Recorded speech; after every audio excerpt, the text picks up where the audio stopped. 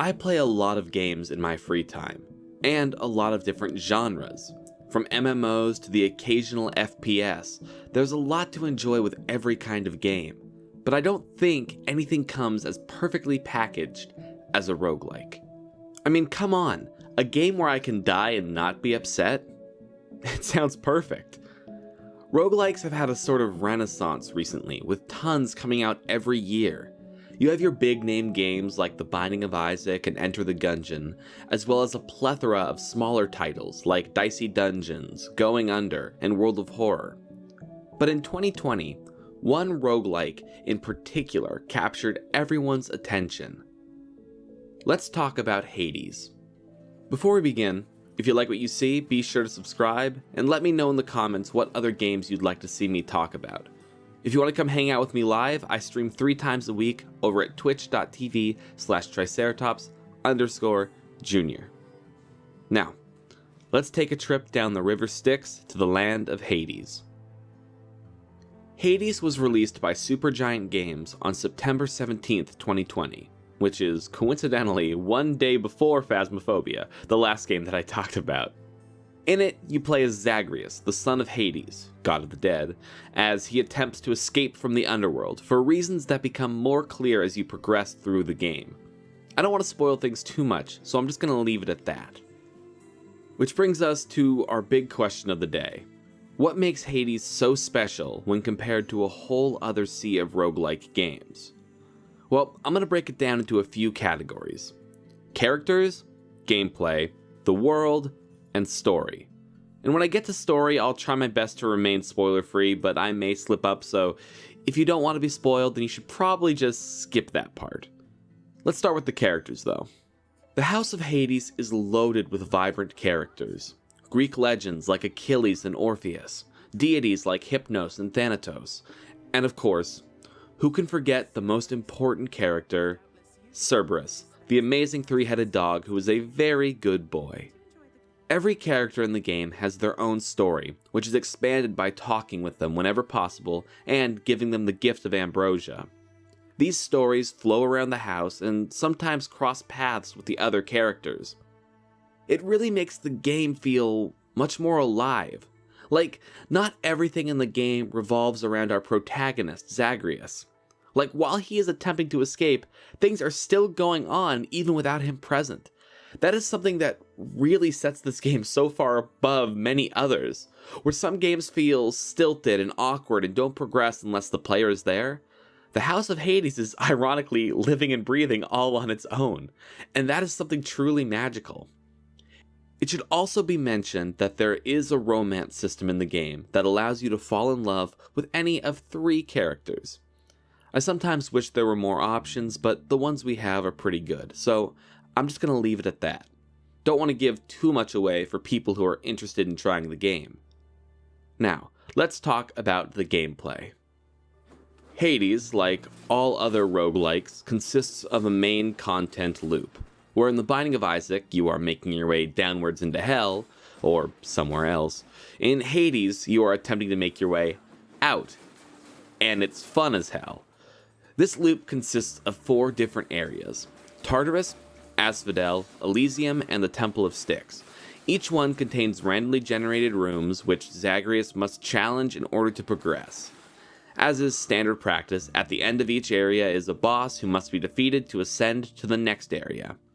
Zagreus has a wide array of weapons at his disposal, belonging to the ancient Greek heroes. He can use a sword, a shield, a spear, a bow, fists, and of course, a gun.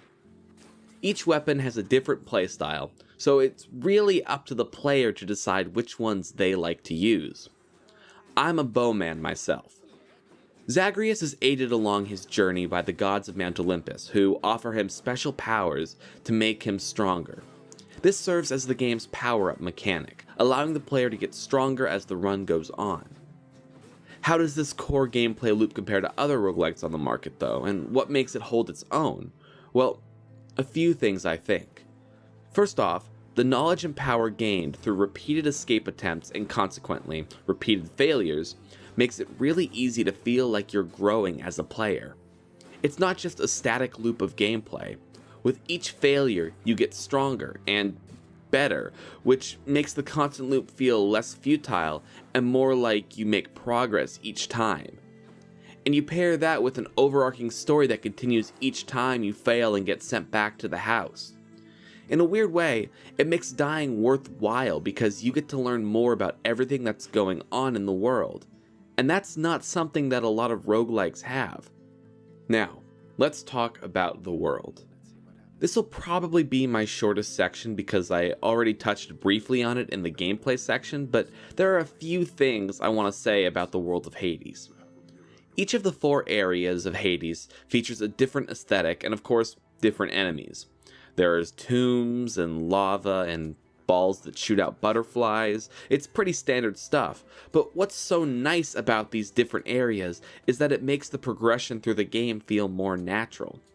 As you move upwards, the areas start to look nicer and more welcoming, much more like the surface that you were headed for. But hands down, the part of the world that I love the most is the House of Hades. It's such a small location, but honestly, with the amount you die in the game, you'll probably see it a lot. So you're kind of forced to love it. I love the pool of blood that you spawn in after you die, the massive marble pillars, Lord Hades' massive desk covered in paperwork. It's a very modern take on the House of Hades, but if you didn't know any different, it could have always looked that way. That's what great world designers can do. Take something hundreds and thousands of years old and make it seem new. Okay, that's the world spiel. Let's talk about the story. I'm gonna try and avoid spoilers as much as possible, but a few minor things might slip through, so once again, you are warned. At the start of the game, you don't get a lot of info. You're just thrown into your first escape attempt. After you die, you get sent back to the House of Hades, where you get your first pieces of game story. It's this sort of loop that continues throughout the game. Attempt escape, fail, learn, try again. This model is a great way to keep players invested, and it also helps to reduce the annoyance of losing, because every time you lose, you get more backstory, and, as a bonus, you get to spend more time with the lovely characters of the House of Hades. As I mentioned briefly earlier, the main story isn't the only one in the game.